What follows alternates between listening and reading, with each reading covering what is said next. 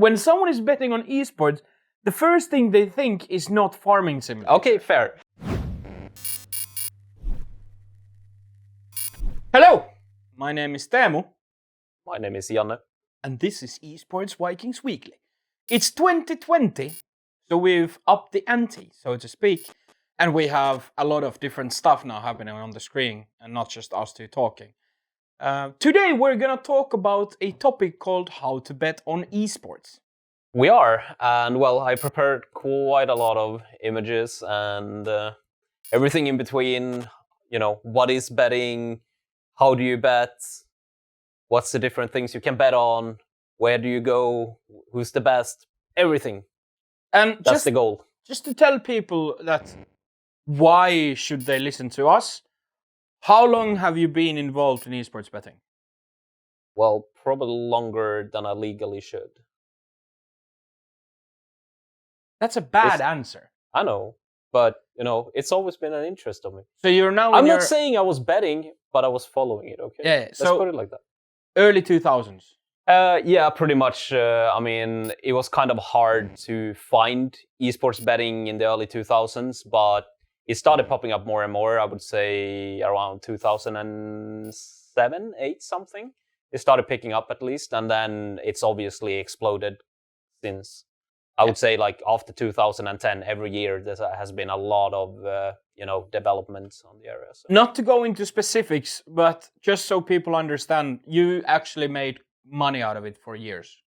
Well, sure. I mean, especially in the beginning, the market it was quite different from today, but I still think, obviously, betting is fun, but it can also be something that you can do.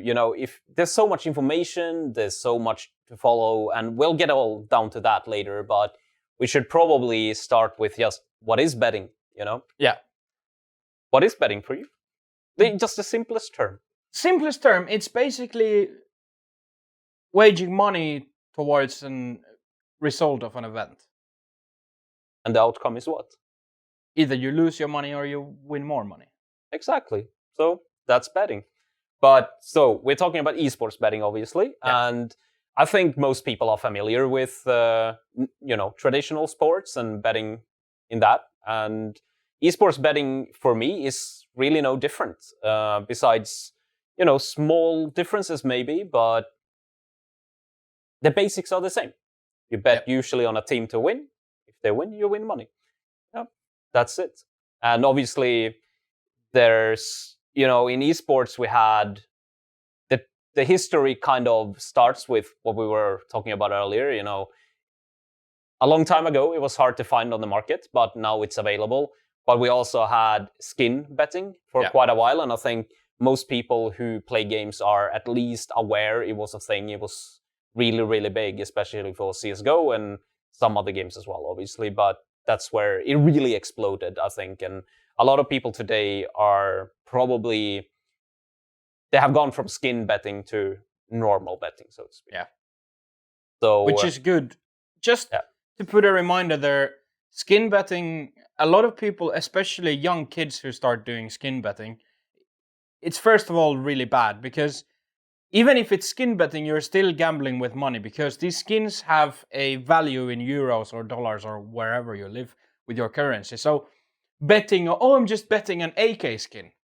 Yeah, but that AK skin might be worth 350 euros, so use your brain. Sure, and also obviously the skin betting thing had quite the downfall as well, and luckily it wasn't really safe to begin with. No. So there's that.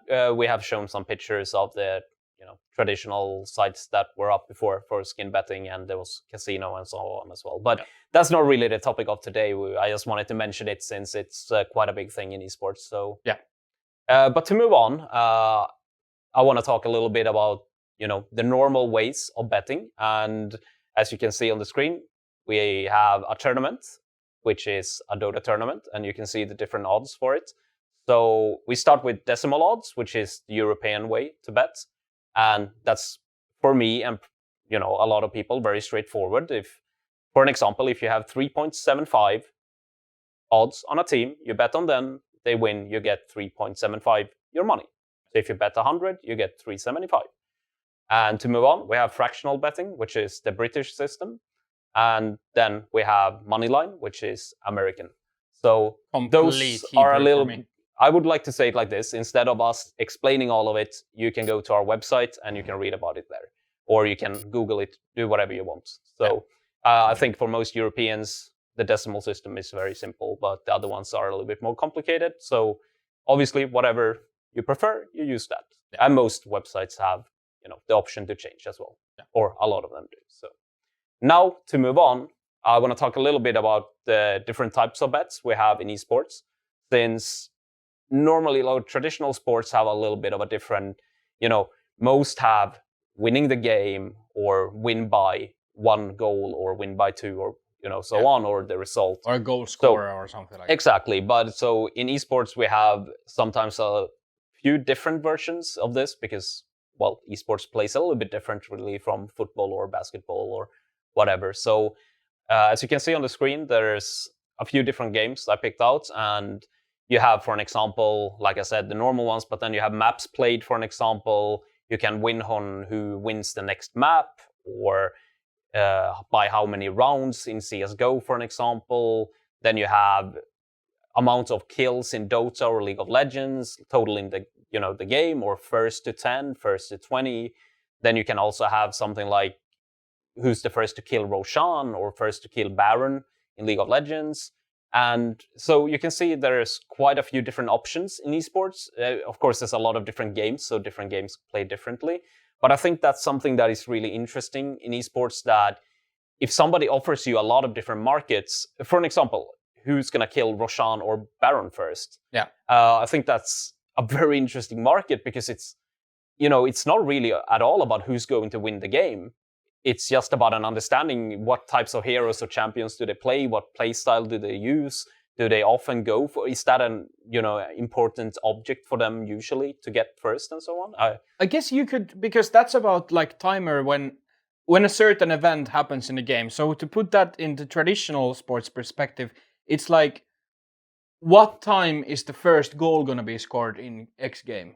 I would say because that, but you could also compare it to what team is going to have, for if you take football, who's going to have the most possession in the game early on. Yeah, like who's going to try to dominate early, or it's more play style oriented than anything else. Yeah, and it's these kind of events that occur in every game, so there's something else you can kind of try to find a tweak. Yeah, I think it's interesting. In esports, you can usually, in betting, you can find these very strange bets almost, because they are not at all about who's the best team. It's about understanding how they play, and especially how they play against each other. Yeah. And as an example here, sometimes you can find a market like who's going to slay Roshan or Baron first, and the odds can be same on both teams, and that's pretty common. But I would say there should be a difference, because every team is different and plays a different style. And now we got really into one of these options, right? But there's a lot of different ones, and I think it's very interesting. And I would also like to say that a lot of different operators, they handle these as 50-50 situations. Yeah. And I really don't see it as they are. Yeah. So it's something to pay attention to and something you can use to your advantage. So the next thing is single versus parlay, accumulator, and combo bet. Okay, so I put this up as the next step. Since we now know a little bit more about what we can bet on, it's quite important to understand the different ways you can bet. And obviously, a single bet is the most, is the easiest way you can do it. You pick one option, you put money on it, and, well, one outcome, right or wrong, Yeah, and 50-50. That's it. Then you can obviously parlay, which means that you put several bets into the same ticket. So, for an example, you would pick 3 different games, you pick a winner from all 3 games, and you multiply all the 3 odds, and then you get a result. So if you have, for an example, 3 games, to make it simple, they all 2 times the money. So it's 2 times 2 times 2, which would be 8 times the money if they all win, right? Was that even correct? Yeah. Actually had to do math. So I would say, obviously, a lot of people like combo bets because it's fun. You can win a lot of money. But I would also say a single bet, if is the best way to play, because if you're confident that your bet is a good bet, there's no need to combo them. Yeah. And if you combo, there's just more volatility. It won't be a win as often. So of course, when you win, you feel like you win more, but actually, in the long term, I would recommend to just use single bets personally.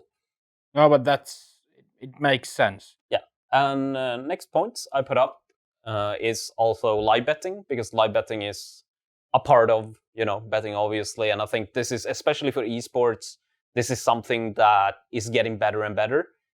Let's say 10 years ago, it was really hard to find some web or any operator who actually had live betting that was at least good. They were usually really slow at updating. Maybe the market wasn't up at all during the game. But today, there's a lot of good options for live betting. And I really feel like esports is super interesting when it comes to that, because it's harder in esports a lot of times to quantify who's in the lead in a game. Usually in traditional sports, there's points, you're ahead. But for an example, Dota, yes, you can tell who's ahead, but it's more an opinion than it's a fact. So that means usually odds are very different when it comes to that. And sometimes the odds can swing really, really quickly, depending on, a small change. And same in, let's say, CSGO. Economy is very important in CSGO. Yeah. And sometimes you can have an understanding that is better than the operator, that, okay, they might have won a few rounds, but the other team's economy is still good. Or maybe the other team's economy is it's terrible. Yeah. So there's a lot of factors that are just not simple numbers. So I think live betting is super interesting, and it's something that anybody really who's interested in betting should at least have a look at or try to understand it. And I think especially in MOBAs, it's very interesting because there's no point system, or actually there is. Sometimes the point system would be kills. Yeah. But kills don't tell the whole story. But sometimes an operator can think it does. Somebody's in the lead, 20-5 in kills, but maybe the team with 5 kills, they are actually ahead. Yeah, they're taking more objectives and they have a control. And exactly. Yeah, it makes sense.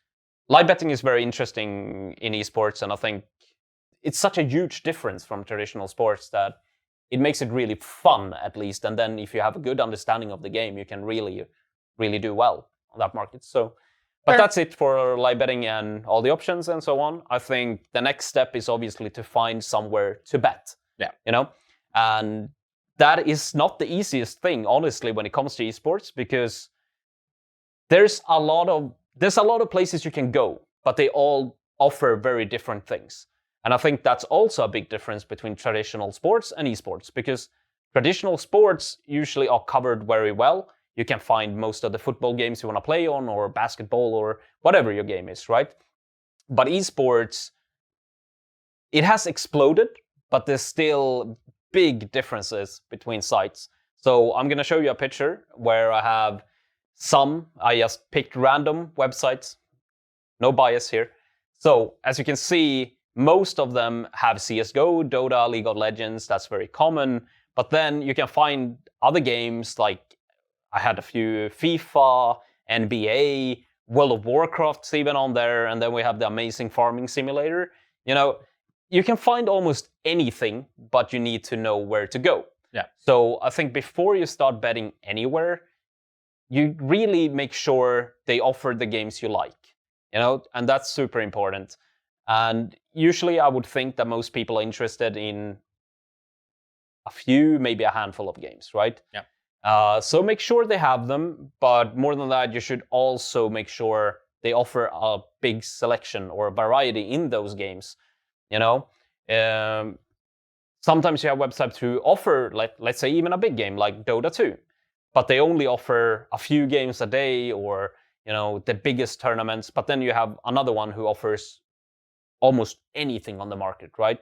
Yeah. So make sure you check that out before you start doing anything. The variety on the selection is quite a big thing, because when you have a wide selection and there's a lot happening at the same time, there's a lot of markets to bet on and stuff like that, that usually is a sign of a good operator. Yeah, for sure. And that will be shown in the next picture here. So I took, again, just random websites, and we have one. At this particular day, they had 8 esports games in total, and that's obviously not that much, because then we have another one that offered a whole lot in the same day. So again, it doesn't have to mean that the one offering more is better for you, even though it usually might be. But if they don't offer the game that you're interested in, which, let's say it's Farming Simulator, I know we were kind of joking about it, but Farming Simulator is apparently a game that you can bet on. So it's an esport. Then you should go where they have that game, So you have to choose. Find the one with the right games for you, but also the one who offers the most in that game or those games. Yeah. And then, okay, live betting we talked about, but I think it's super important that where you go, they have good live betting, because why would you not be interested if your burning passion is Farming Simulator and they have that live betting? Then go for it, You really have to use another example than Farming Simulator, because it's not like these people who are watching is like, oh, I want to bet on Farming Simulator. Use Counter-Strike, okay? No, I'm just saying, I don't want to bash Farming Simulator either. It's probably a fun game. It's just you can't involve it as a general example. Okay. When someone is betting on esports, the first thing they think is not Farming Simulator. Okay, fair. Okay, my point is still find somewhere where they have good live betting, because that's important, and you should care. Yeah. Good. So next point is good odds, and this is something I really, really want to make sure people understand. It's different. Wherever you go, they have different odds, and some take a bigger cut as well, and you should go somewhere where you get the most bang for your buck. Simple as that. So the first example I have, this is just a very general one, but we have Fighting Pandas playing a Dota 2 game. On one website, I found an odds of 3.11, and on another website, it was 2.75. So it's just an example, but this also means that sometimes you shouldn't be locked to one website. Yeah. You should use a few different ones, because you might find way better odds on another one. And especially in esports, the differences are sometimes quite big, because people have different opinions, and it's not as set in stone as more traditional sports usually are.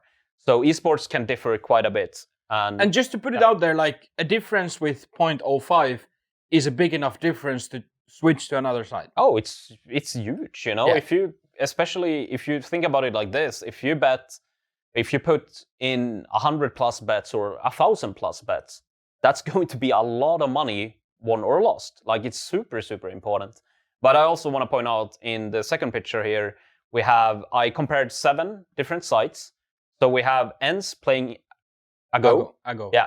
So 7 sites, and I only compared, how much you get out from, if you would bet on both results, basically, how much goes to the operator and how much goes to the players. Yeah. So the lowest I found was, this is the house edge. Yeah. So 4.82% in a few of them, or a couple of them. And then we have the highest being at 9.32. So to me, this is obvious. Why would I ever want to play on the one that is 9% plus when I can go under 5%? I mean, that's a big deal. And this is something that usually goes across the board. This is usually not one game. They always take a big cut, and some other ones take a smaller one. So you should also have a look at that, because it's important. And all of this will lead to a big, big difference at the end of the day. So for example, if you're betting on the site with the like 0.05 difference, and you have less than 5% house edge, compared where you have 0.05 less and 5% more on house edge, you're losing a lot more money. So I actually feel right now I would like to make a big example of this, where you do this 1,000 times and how much of a difference it does. Because it might not be very obvious when we talk about these numbers here, but the difference is huge, and you should pay attention to it. Don't just take every operator as they are the same, because they are not. So the next point when it comes to choosing an operator is finding an operator that's proven and trustworthy. Yeah, I mean, this should go without saying, but there's still a lot of players today who go to websites that are simply not good. And this is super, super important. You should play somewhere where your money is safe, and somewhere where you can trust everything is done the correct way. And I mean, this is easier said than done, but it's quite obvious if you search around the internet a little bit who's good and who's not. Yeah. So no names, but then still. Talking about deposits and withdrawals. Yeah, I mean, this goes a little bit hand in hand, right? Like withdrawals, you obviously want to be safe, that you always, everything is done correctly. So, but more than that, you should obviously pay attention to how do you want to deposit money. And usually, I would say all the bigger ones, all the good websites, they have pretty much all the options. But sometimes you might have, if you use Skrill or NetTeller, or maybe you like to use PaySafe card, or there's so many different options. But make sure they have what you like using, and also more important than that is to check so withdrawals can be done the way you want them to. Yeah. Because usually, and this is just the truth, it's very easy to deposit money, but sometimes withdrawing it might be a different story, and they have they have more deposit options than withdrawal options. So make sure they have something that suits you. Yeah, very important. So check payment options in general. It's important for your sake, because using a Visa or MasterCard or whatever, or using your internet banking, e-wallets, it's all different things. So check those beforehand and check what documents you need to be sent. Actually, a good thing about documents is that every single proper website that is licensed, operators that is, ask for documents when it comes to withdrawals. Usually it's called a KYC process, know your customer. You need to send a photocopy of your ID, you need to send a bank statement, pictures of your cards, and a proof of address, basically. So when you send those in, check what they need for the documents. When it comes to sending image of your credit card, for example, you have to, what is it, the word? Like blur out some numbers from it so they cannot be used in a wrong way, but they can just determine that the cards are yours, the banks are yours, where you're living. It's demanded by European Union, so they have to do it, and so you do. So I also would like to add, because I know I sometimes happen to read the internet, or I also have friends who sometimes people feel like they got almost attacked or something, like why would I need to do that, or are they trying to scam me or something? No, it's the opposite. They do it for your safety, for everybody's safety.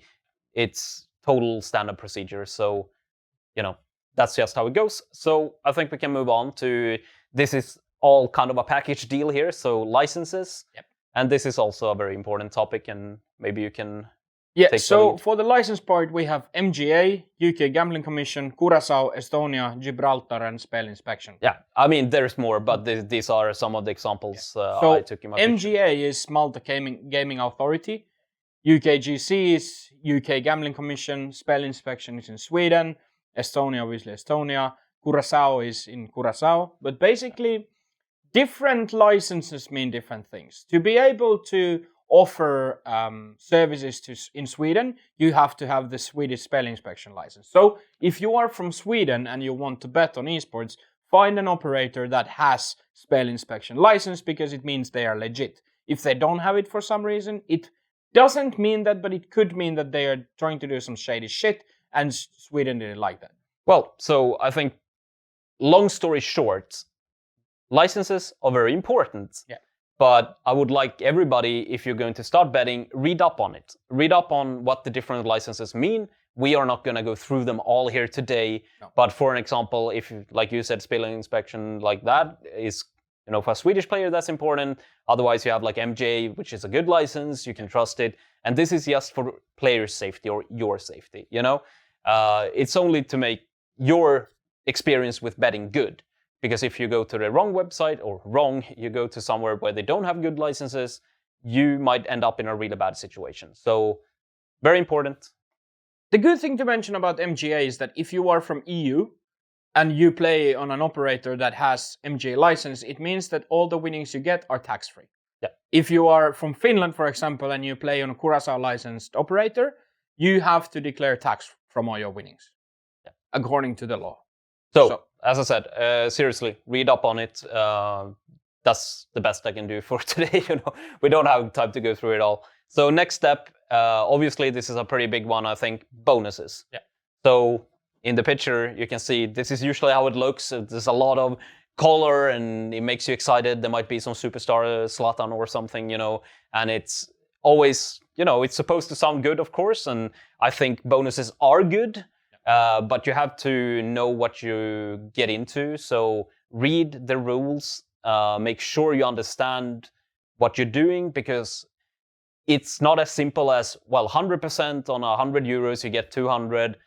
It's not like you can withdraw them next second. You need to wager it, and that's how it is. And make sure you understand the rules of the bonus you're getting, because sometimes you can see very good bonuses. They sound very good. They might not turn out to be as good as they sound. So this is obviously, every time you see a bonus, you can click like terms or something of the like. So do that and make sure you're getting what you want to get. For example, a lot of betting bonuses have so you need to wager 6 times the amount. I mean, it's and huge. It might be combo bets and over 1.8 odds. That means that to be able to wager, you have to place combo bets with the odds of 1.8 or higher. So if you want to bet single bets on lower odds, let's say you bet singles in 1.4 and 1.5, those do not count to the wagering. So you have to follow the wagering requirements to be able to get the wager through, and then later on, hopefully, withdraw the money. So this is a very common mistake players do. They take a bonus, but they didn't read through what the requirements are. So make sure to do that, because otherwise you can put yourself in a bad spot again. So read the requirements. I would say like this: bonuses are really, really good, and especially if you have the right information, you get a good bonus. Of course, it's good. Yeah. You just have to understand what you're getting, and that's about it. And then we get to the last part of this video that's very long, but I think so far all the information has been quite useful. We haven't been rambling around as usual. A little bit, but we try our best. So, ready to bet. What now? Okay, what now? So, just to recap a little bit, I think if you're interested in esports and you're interested in betting, esports betting is actually quite amazing, because, it's a new thing, and there's more opportunities, and there's a big selection of different bets, and operators come up with new things all the time as well. So this is a little bit different from traditional sports. So I think it's a great opportunity for people to both get the entertainment, but also actually find an edge against the house. Yeah, I really think it is. And on that part, I think you're ready to bet. What do you do before you bet on a game? Well, research. Research, and research. That's the most important thing you can do. And I think this goes hand in hand with, you should focus on maybe one game, maybe 2, but don't try to bet on every single esports out there, because you won't be able to have all the information you need. You won't be able to follow it as well. So, focus on mainly one game, maybe 2 if you get there. But so what do you do for research? Well, you can go to websites like HLTV, for an example. I'll show a few pictures of what kind of information you can find there.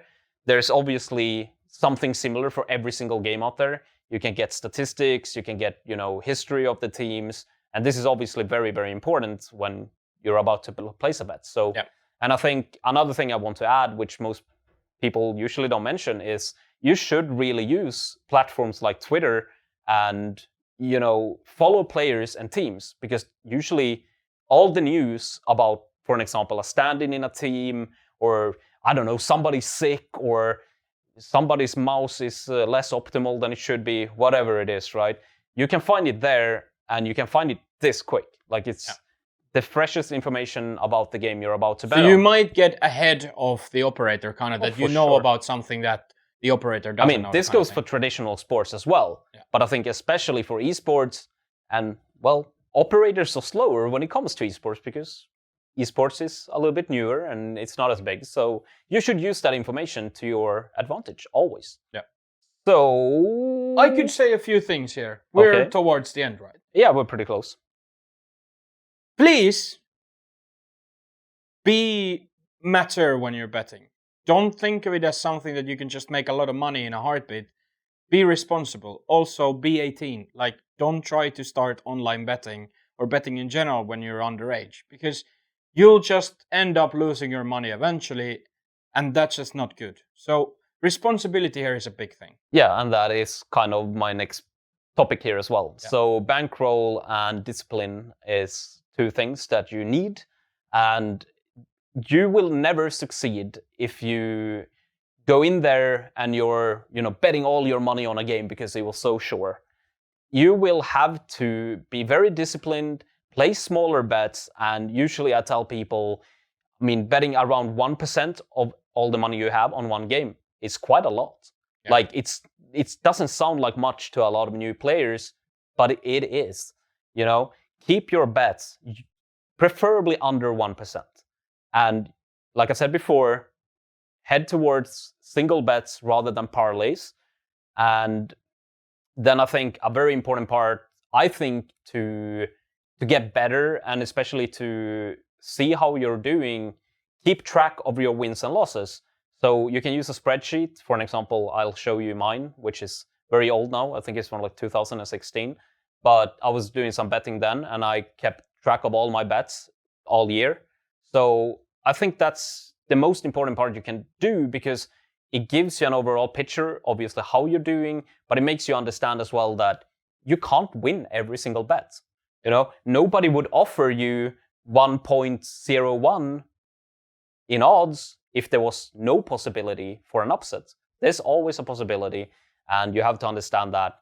So I don't want to go too far into this, but you really need to think about how you handle your bets, and the right information and finding good value on bets is important, but more important than that even is to keep your bankroll. Don't get angry because you lost one and then bet more than you're planning on. Keep your bets appropriate to what you can actually afford. And I think that's a pretty good way to summarize and end this episode. So actually, I just want to read one more time what you said earlier. Do not see betting as a way to make quick money, because it's not. If you're gonna make money betting on esports, it's a long-term thing. You have to look at it like that. You're not gonna go in there and make a quick buck and get out. Like that's not how you should handle it. So see it as, in the beginning, maybe as entertainment, but you can start taking it more seriously and keep track. And then one day, if you get good enough at one game, you can actually make a profit. But then it's a long-term profit. That's my words on it. Thank you for your words. You're most welcome. Hopefully we could help somebody. Yeah. And leave a comment below if you want to know more, because we know more, so we can share this information if you're pleased with it. And we also like to discuss it, especially I do. So if you have any betting questions or opinions as well, obviously, if you don't agree with what I just said, I'm more than happy to discuss it as well. So, subscribe to the YouTube channel and do all those commenting and liking and that kind of stuff that you should have done in the beginning already. I will see you next week. Thank you. Good night. We love you all. See you next week.